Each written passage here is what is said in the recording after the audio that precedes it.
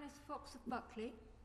My Lords, when vaccines are developed, they go through clinical trials to check on efficacy and any damaging side effects.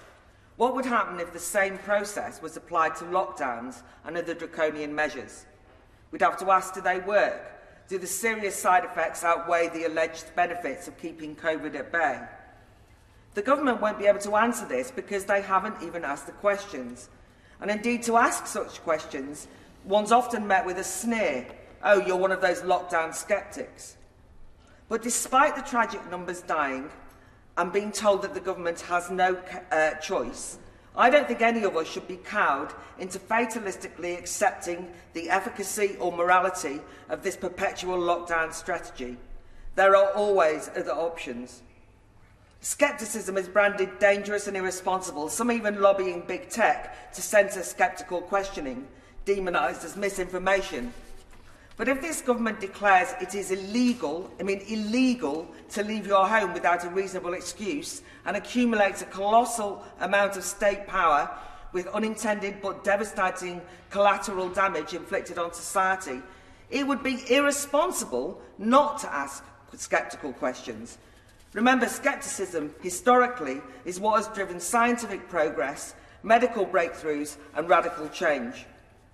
We are urged to listen to medical experts, so let me quote CMO Chris Whitty when speaking at a parliamentary committee last month, who said at a certain point society, through political leaders and elected politicians, must say what level of risk we think it is appropriate to tolerate.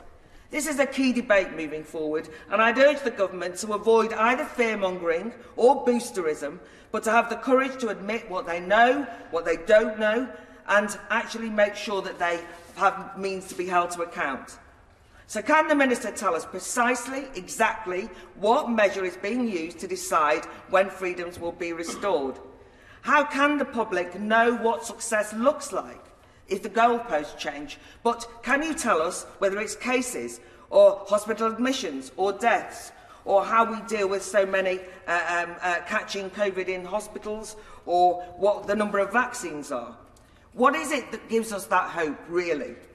There does seem to be some irrational aspects to this, with 80-year-olds I know demoralised and confused that they haven't even received a letter, never mind a jab, and some others demoralised that they haven't got the second jab.